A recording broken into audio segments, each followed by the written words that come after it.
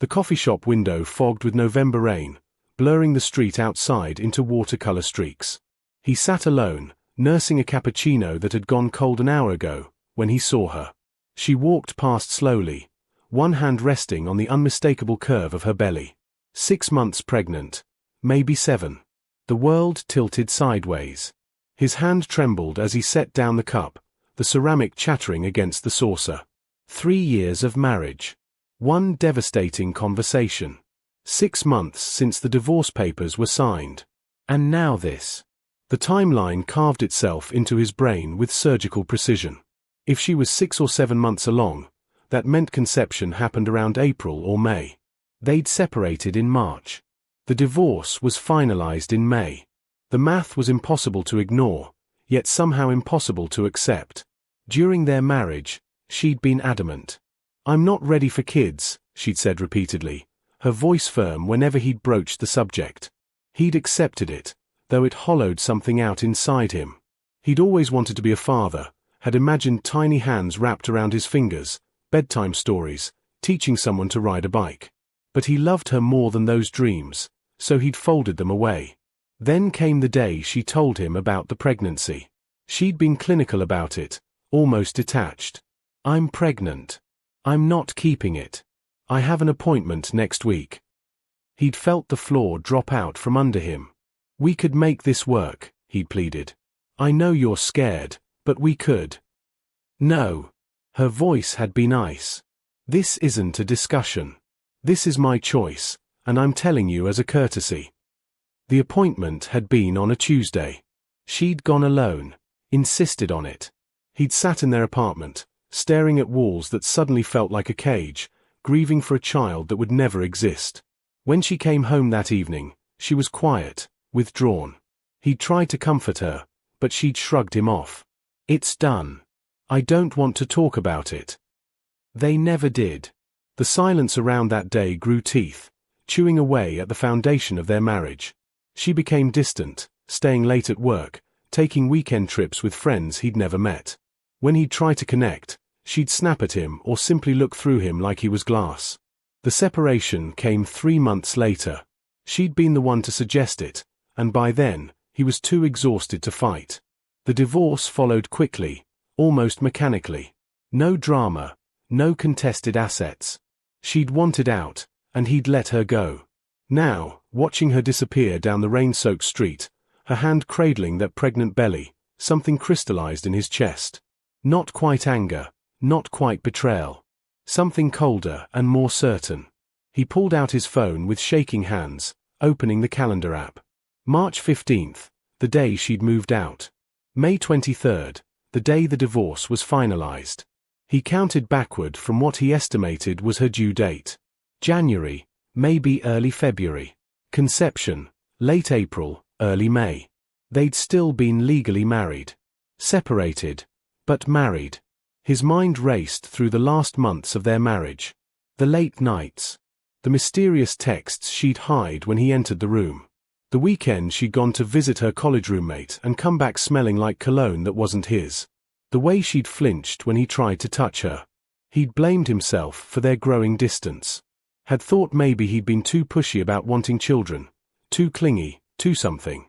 He'd spent the last 6 months in therapy, picking apart his faults, trying to understand where he'd failed. But this recast everything in a different light. She hadn't had an abortion. She'd lied. But why? The answer clawed at him with cold certainty. The baby she'd claimed to terminate hadn't been his.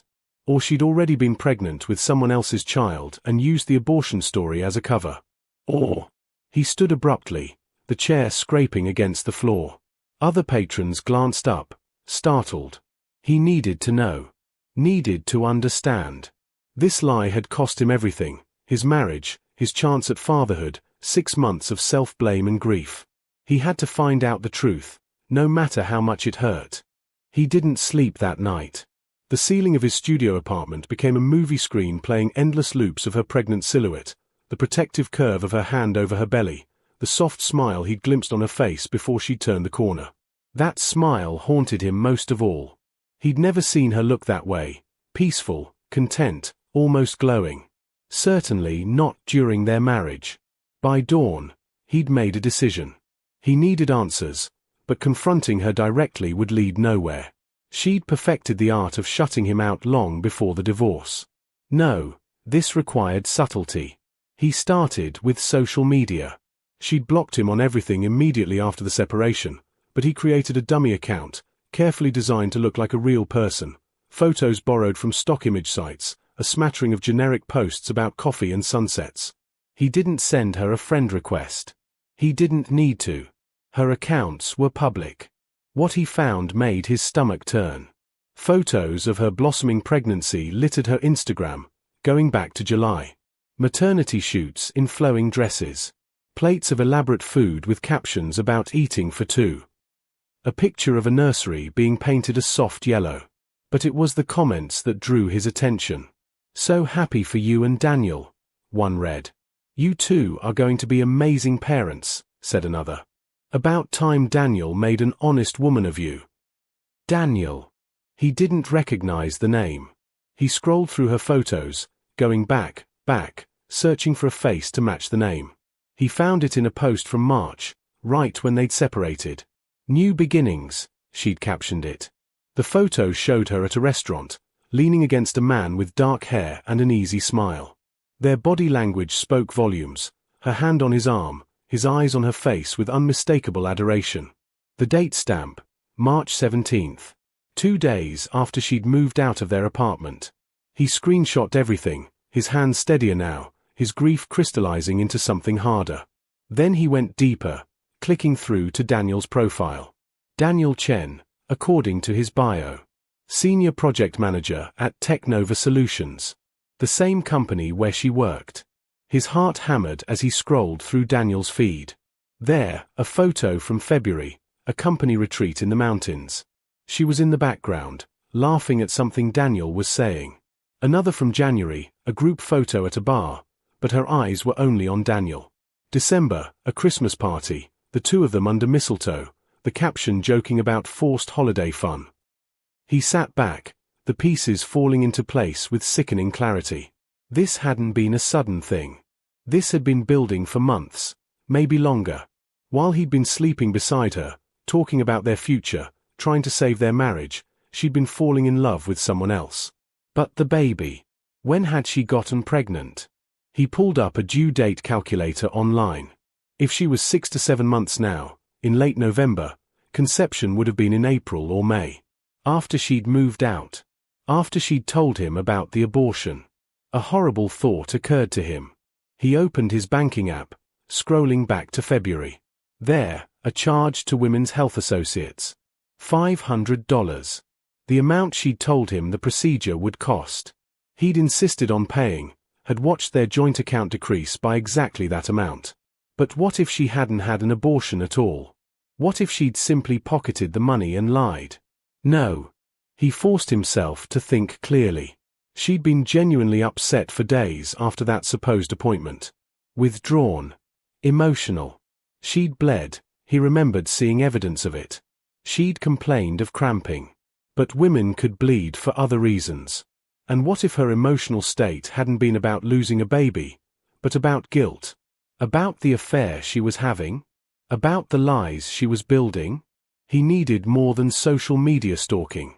He needed concrete evidence. Over the next week, he became someone he didn't recognize. He drove past a new apartment, a sleek high-rise in the downtown district he'd never been able to afford. He saw Daniel's car parked in the visitors' lot multiple times. He watched them come and go, Daniel's hand always on the small of her back, proprietary and tender. He called Women's Health Associates, claiming to be following up on an appointment for his wife. The receptionist was sympathetic but firm. "I'm sorry, sir, but I can't confirm or deny any patient's visits due to HIPAA regulations. If you need records, your wife will need to request them herself." Dead end. Then he remembered, she'd had the same insurance company during their marriage that she likely still had through work. And he'd been a covered dependent. Some of those benefits records might still be accessible through the online portal. It took him 3 tries to remember the login credentials, his old email address and a password they'd shared. He held his breath as he clicked through to the claims history. There. February 23rd. Women's Health Associates. But the procedure code wasn't for a termination. It was for a routine gynecological exam and birth control consultation. She'd never had an abortion at all. He sat in his car across from her apartment building for 2 hours before he found the courage to go in. The manila envelope on his passenger seat contained everything: printouts of social media posts, screenshots of the insurance claims, a timeline he'd constructed with dates and evidence meticulously documented. 6 months of therapy had taught him about healthy boundaries, about letting go, about accepting that closure sometimes never comes. But this wasn't about closure. This was about the truth, a truth that had been deliberately hidden from him, that had reshaped his entire sense of reality. The lobby was all glass and steel, intimidatingly modern. He buzzed her apartment. No answer. He tried again. Still nothing. He was about to leave when a resident exited, and he caught the door, slipping inside. Her apartment was on the 7th floor. He stood outside 7C for a full minute, his finger hovering over the doorbell. Through the door, he could hear music playing, something classical and soft. He rang. Footsteps. Then her voice, cautious. "Who is it?" "It's me. We need to talk."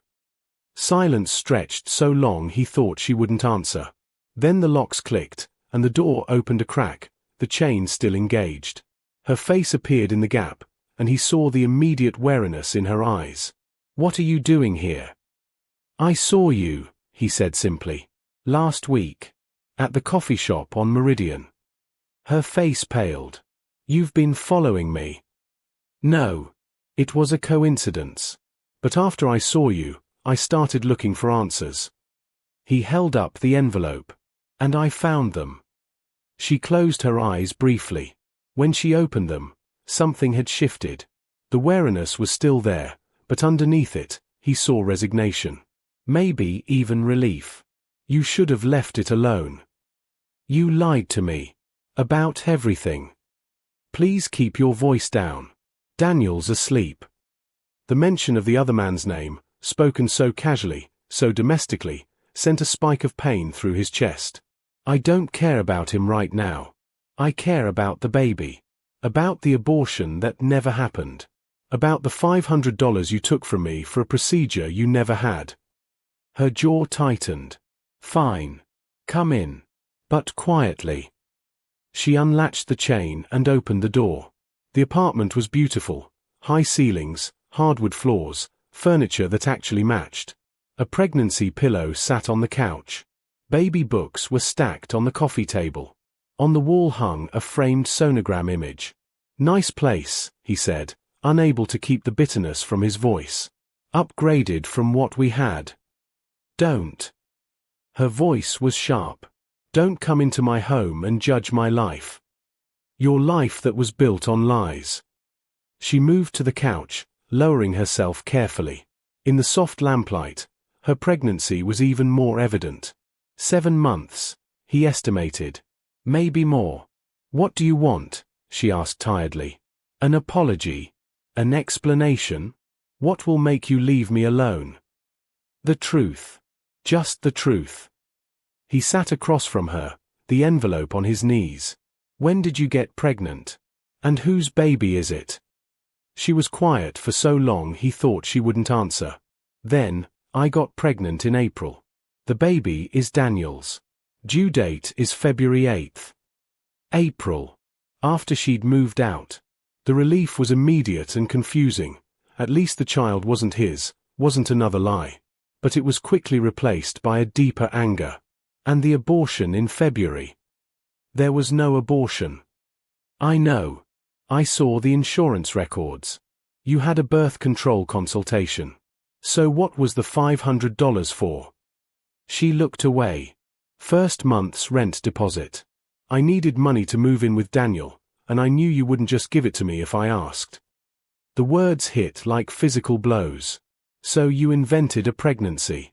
Made me grieve for a child that never existed. Let me believe you'd terminated our baby. All for money." "It wasn't like that." "Then what was it like?" His voice rose despite himself. Explain it to me. Make it make sense. I was trapped. The words burst out of her. I was miserable in our marriage, in love with someone else, and too much of a coward to just leave cleanly.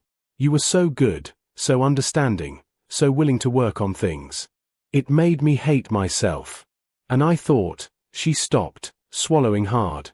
I thought if you believed I'd had an abortion, that I'd killed our chance at a family, you'd hate me enough to let me go without a fight. The simplicity of it stunned him. The cruelty. You wanted me to hate you. I wanted you to stop loving me. Because your love was suffocating. Every time you looked at me with those hopeful eyes, asking if we could try, if we could fix things, I felt myself drowning. I needed you to give up. So you created the most painful lie you could think of. She met his eyes then, and he saw tears streaming down her face. Yes. Daniel emerged from the bedroom wearing sweatpants and a t-shirt, his hair disheveled. He stopped when he saw them, his expression shifting from confusion to understanding to something harder. What's going on? He knows, she said quietly. About everything. Daniel looked at him, and there was no animosity there, just a kind of wary assessment.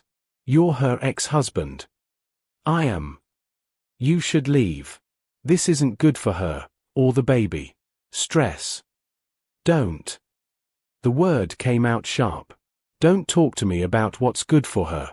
You don't get to play the protective boyfriend when you're part of the reason my marriage ended. Your marriage ended because she didn't love you anymore. Daniel's voice was level, matter-of-fact. That's no one's fault. It just is. She was sleeping with you while we were still married. No, actually. Daniel moved to sit beside her, his hand finding hers automatically. We didn't sleep together until after she moved out. We were friends first. Yes. Close friends. Maybe emotionally inappropriate friends. But we didn't cross physical lines until after she left you. That's supposed to make it better. It's supposed to be the truth, which is apparently what you came here for. He looked between them, seeing the united front, the easy intimacy. They belonged together in a way he and she never had, and that realization was a fresh wound. Why did you tell me you were pregnant in February? He asked her. If the baby isn't mine, if you got pregnant in April, what was that about? She wiped at her tears. I was pregnant in February. I was 9 weeks along. The world tilted again. What? I found out in January. I'd been careful, we were always careful, but birth control fails. And I panicked. Because I knew. She looked at Daniel, then back at him. I knew it wasn't your baby. The words hung in the air like smoke. How could you know? Because we hadn't had sex in 3 months. Not since October. Her voice was flat, reciting facts. You were always too tired, or I was too tired, or we were fighting. The last time was October 15th. I remember because it was your birthday, and I felt obligated. The memory surfaced, painful and clear. His birthday. Her mechanical responses. The way she'd showered immediately afterward. So if you were 9 weeks pregnant in January. Conception was in November. Late November. She pulled her hand from Daniel's, wrapping her arms around herself. At the company retreat. He looked at Daniel, saw the truth in his face. You said you didn't sleep together until after she left. I lied. Daniel's voice was rough. I'm sorry. But yes, we slept together at the retreat. Once. We were drunk, and it was a mistake, or we thought it was. We agreed it couldn't happen again, that we needed to be professional. Then she found out she was pregnant. The timeline was complete now, every piece clicking into horrible place. So you came to me and said you were pregnant but weren't keeping it. You let me believe it was my child. Let me grieve. Took money from me for an abortion. When really you just needed me out of the way so you could be with him. I did have the abortion. Her voice cracked. I went through with it. Because I was terrified and confused and I didn't know what to do. Daniel and I weren't even together then. Not really. It was a one-night mistake. And you were my husband. You deserved better than a wife pregnant with another man's child. So you terminated the pregnancy. Yes. I terminated Daniel's baby. She was crying openly now. And then I told you I wanted a separation, because I couldn't stay in the marriage after what I'd done. The guilt was eating me alive. But I couldn't tell you the truth because it would destroy you, and despite everything, I didn't want to hurt you more than necessary. More than necessary, he repeated numbly. And then in April, after the divorce was final, Daniel and I started seeing each other officially. And I got pregnant again. This time, I kept it. Because this time, I was free. We were free. He sat back, the envelope sliding from his lap to the floor. All the evidence he'd gathered felt meaningless now. The truth was so much worse than anything he'd imagined, and yet also somehow less personal. She hadn't lied to hurt him specifically.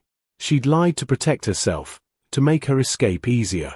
You could have just told me you were having an affair. That you wanted a divorce. I would have given it to you. Would you? Her eyes met his, challenging. Really? Because every time I tried to create distance, you fought harder to close it. Every time I pulled away, you asked what you could do to fix things. You loved me so much it was like being trapped in a cage made of good intentions. The words hurt because they were partially true. He had fought for their marriage. Had refused to see what was obvious in hindsight. I'm sorry, she said softly. I'm sorry for lying. For the abortion story. For taking your money. For all of it. You deserved honesty, and I didn't give it to you because I was a coward. 3 weeks later, he sat in his therapist's office, the winter sun streaming through the windows, warming the leather chair he'd spent so many hours in. How are you feeling about everything now? Dr. Sarah asked, her pen poised over her notepad. I don't know. Lighter, maybe. And sadder. He looked down at his hands. The truth was worse than I imagined, but also having it makes things clearer. I'm not questioning myself anymore. That's significant progress. He'd told her everything, the coffee shop sighting, the investigation, the confrontation. Dr. Sarah had listened without judgment, helping him process the layers of betrayal and grief. I've been thinking about what she said. About my love being suffocating. He shifted in his seat. Was I too much? Did I love her wrong? You loved her the best way you knew how. But love isn't always enough, especially when two people want fundamentally different things. And it sounds like she wasn't honest about what she wanted until it was too late. She wanted an escape route more than she wanted to be honest. Yes. And she hurt you deeply in creating that escape. But that says more about where she was emotionally than about your worth as a partner. He nodded slowly. That was the hardest part to accept, that her choices weren't really about him at all. She hadn't fallen out of love with him because he was flawed or insufficient. She'd fallen out of love because she'd fallen in love with someone else, and rather than handle it with courage and integrity, she'd chosen deception. I think I understand now why she made up the abortion story, he said. She needed me to let her go without a fight. And she knew that would do it. It was manipulative. It was. But it was also desperate. She felt trapped, and she lashed out in the worst way possible. He paused. I don't forgive her. But I think I understand her. Dr. Sarah smiled slightly. Understanding without forgiving is healthy. You can have compassion for her situation while still acknowledging she hurt you.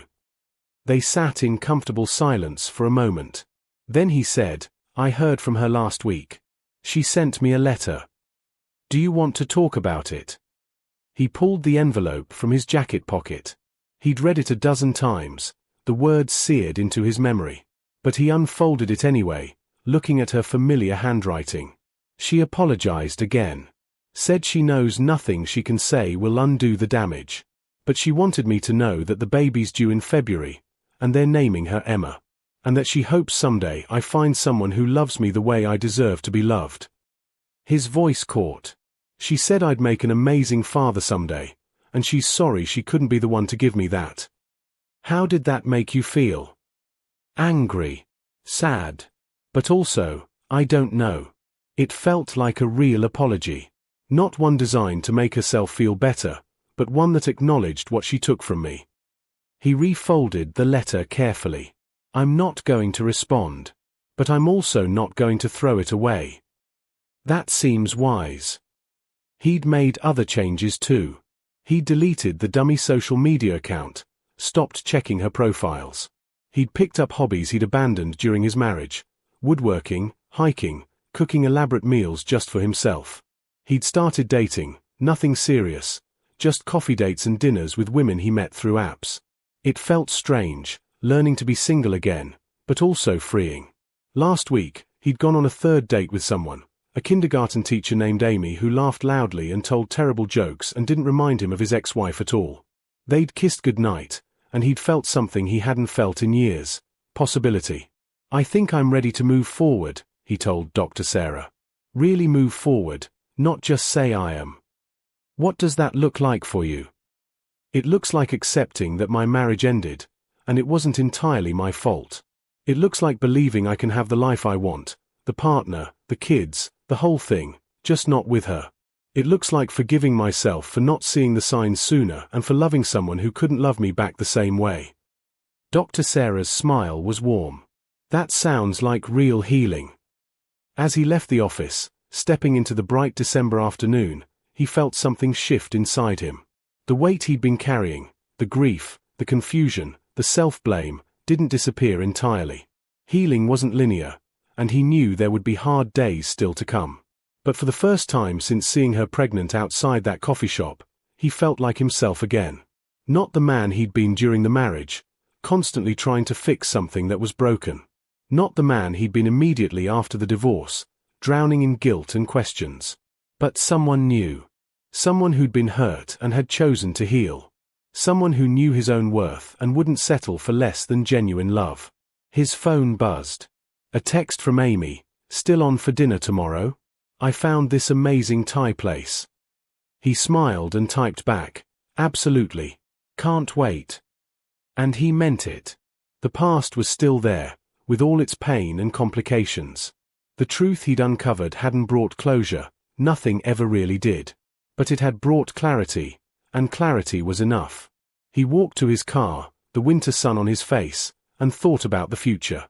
Somewhere out there was a life he hadn't planned, full of people he hadn't met yet, moments he couldn't predict. His ex-wife would have her baby in February, would build a life with Daniel, would move forward in her own way. And he would move forward too. Different path, different destination. But forward nonetheless.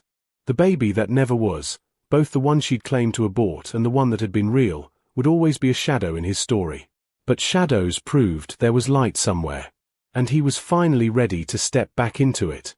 As he drove home through the city streets, past the coffee shop where everything had begun to unravel and rebuild, he thought about what Dr. Sarah had said months ago, when he'd first started therapy: sometimes the worst thing that happens to us leads us to the best version of ourselves. He hadn't believed it then. But now, watching the world pass by his window, thinking about Amy's laugh and the woodworking project waiting in his garage and the life stretching out ahead of him, he thought maybe, just maybe, it might be true. The story of his marriage was over. The story of what came next was just beginning. And this time, he'd write it himself.